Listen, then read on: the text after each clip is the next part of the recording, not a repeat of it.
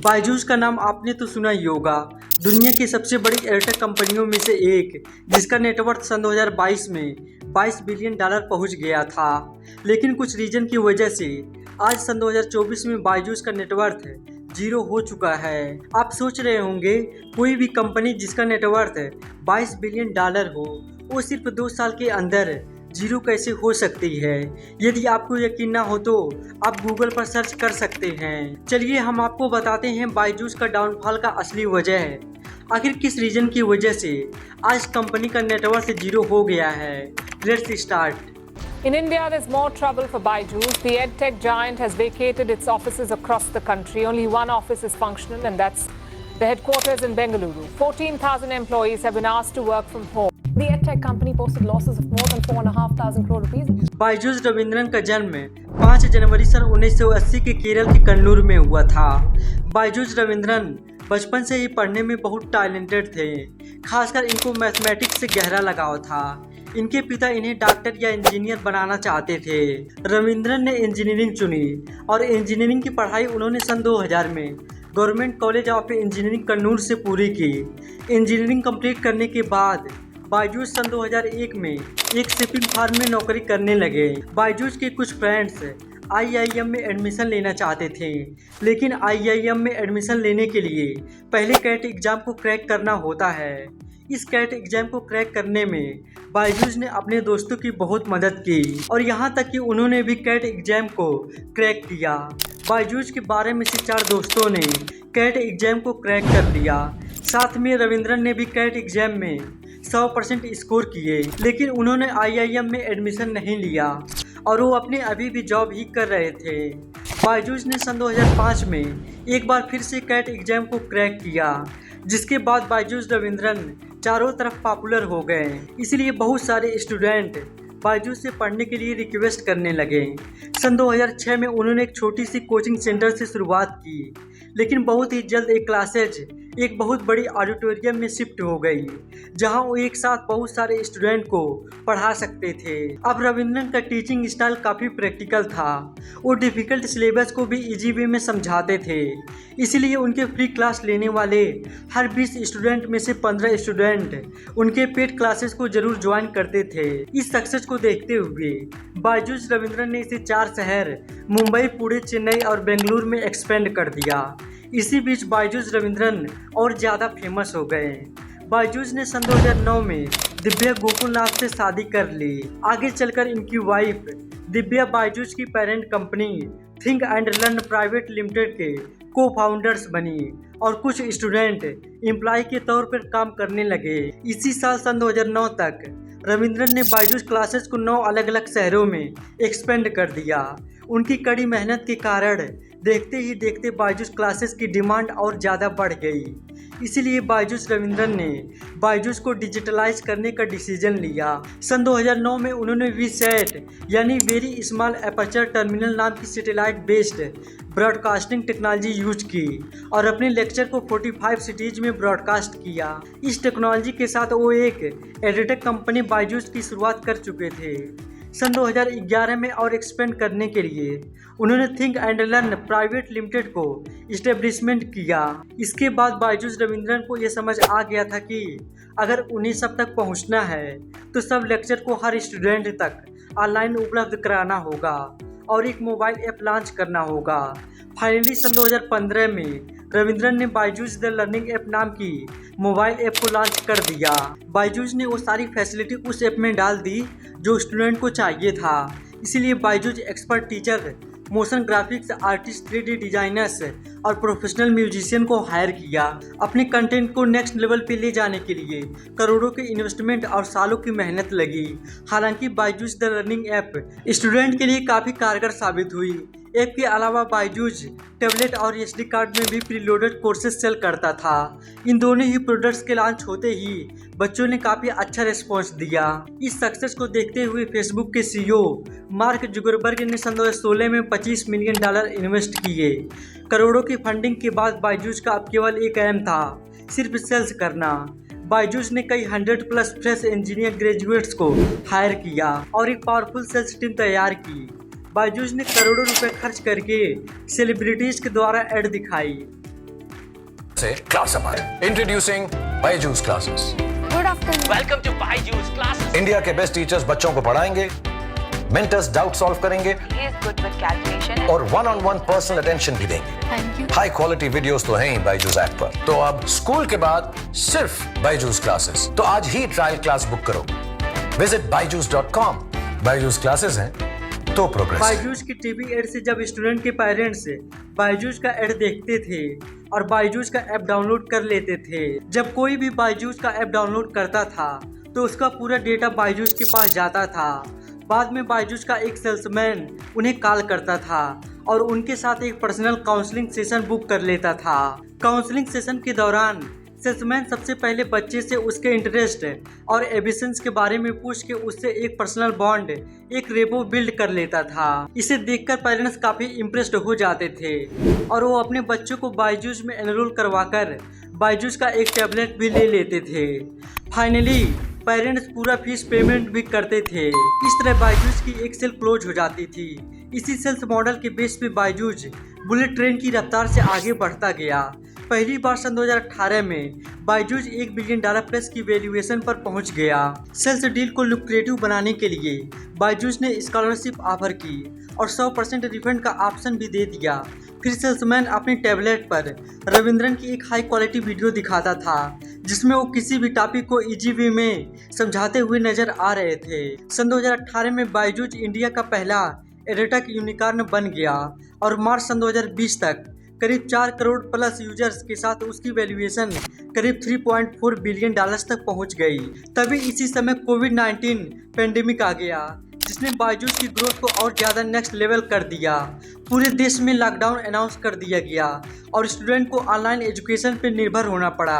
आज रात 12 बजे से संपूर्ण देश में संपूर्ण लॉकडाउन होने जा रहा है। इसी अपॉर्चुनिटी को देखते हुए बायजूस ने कुछ हफ्तों के लिए अपनी क्लासेस को फ्री कर दिया ताकि वो ज़्यादा से ज़्यादा स्टूडेंट को बायजूस में एनरोल करवा सके। इस स्ट्रेटजी के चलते बायजूस में यूजर्स करीब 60% इंक्रीज हो गए। देखते ही देखते कुछ दिनों का लॉकडाउन अब कई महीनों में बदल चुका था और इसीलिए सभी स्टूडेंट को ऑनलाइन पढ़ने का लत भी लग गया था। एडटेक इंडस्ट्री की इस एक्सप्रेसिव ग्रोथ को देखते हुए वेंचर कैपिटल इन्वेस्टर में फोमो क्रिएट हो गया। वो एडटेक इंडस्ट्री में इन्वेस्ट करके ज़्यादा पैसा कमाने की अपॉर्चुनिटी को मिस नहीं करना चाहते थे। इसीलिए उन्होंने बायजूस कंपनी में अगेन करोड़ों रुपए इन्वेस्ट किए। जहां सन 2019 में टेक सेक्टर में टोटल $429 मिलियन की इन्वेस्टमेंट आई थी, वहीं सन 2020 में इन्वेस्टमेंट $2220 मिलियन और सन 2021 में $4165 मिलियन हो गई। इन हजारों करोड़ों की फंडिंग के साथ बायजूस ने एक के बाद एक अपने से छोटे एडटेक स्टार्टअप को काफ़ी महंगे दामों में एक्वायर करना चालू कर दिया। सिमिलरली इनमें से 3 स्टार्टअप यूएस के थे और रविंद्रन इन स्टार्टअप के थ्रू यूएस मार्केट में अपनी जगह बनाना चाहते थे। इन स्टार्टअप को तेज़ी से ग्रो करने के लिए बायजूस ने $1.2 बिलियन का एक और लोन ले लिया, जो एक बहुत ज़्यादा बड़ा अमाउंट है। लेकिन सबसे ज़्यादा न्यूज़ तब बनी जब बायजूस ने $950 मिलियन में आकाश इंस्टीट्यूट को एक्वायर कर लिया। मार्च सन 2022 में 58,000 एम्प्लॉय और $22 बिलियन की वैल्यूएशन के साथ बायजूस अपनी पीक पर पहुंच चुका था। लेकिन अब एक प्रॉब्लम थी, कोविड-19 पेंडेमिक का इफेक्ट अब खत्म हो रहा था और इसी के चलते बायजूस की ग्रोथ में एक डेडली ब्रेक लगने वाला था। एक ऐसा ब्रेक जो पूरे इंडिया को शॉक करने वाला था। बायजूस के यूजर्स को अपना सब्सक्रिप्शन कैंसिल करने में और रिफंड लेने में बहुत दिक्कत आ रही थी। जैसे जैसे बायजूस की मिस सेलिंग और कस्टमर एक्सप्लॉयटेशन की कहानियां बाहर आने लगी, वैसे ही पेरेंट्स का बायजूस पर से ट्रस्ट खत्म होने लगा। लेकिन बायजूस के लिए ये तो केवल एक प्रॉब्लम की शुरुआत थी।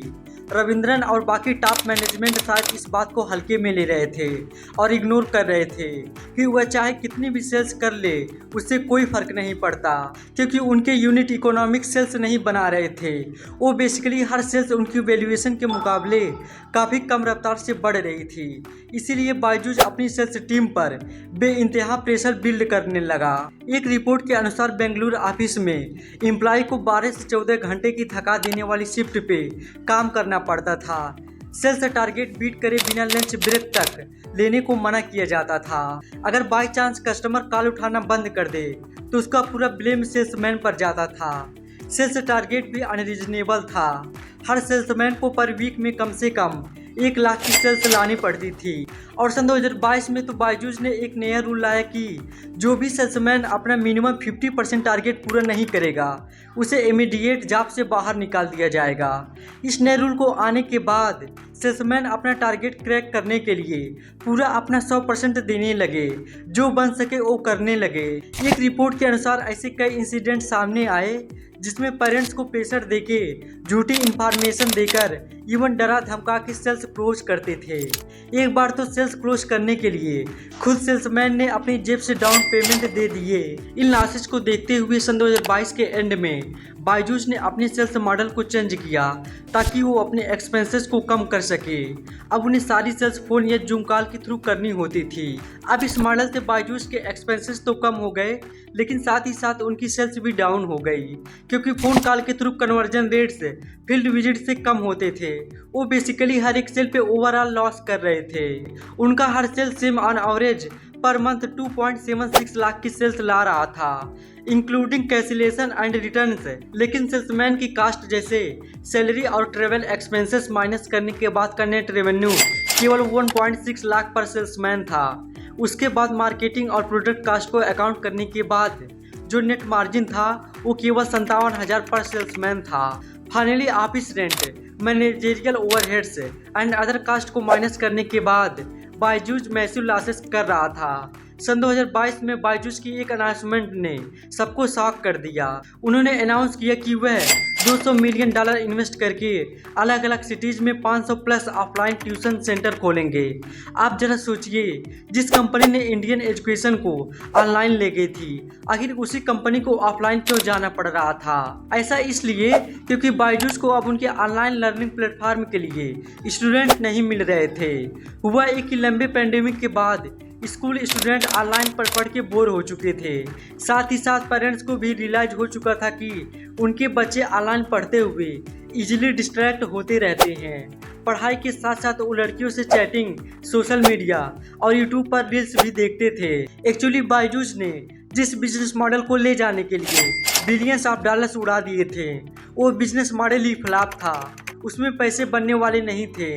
इस समय बायजूस की हालत दिन पर दिन खराब होती जा रही थी। सितंबर 2022 में बायजूस ने फाइनेंशियल ईयर 2021 की अर्निंग रिपोर्ट रिलीज करी।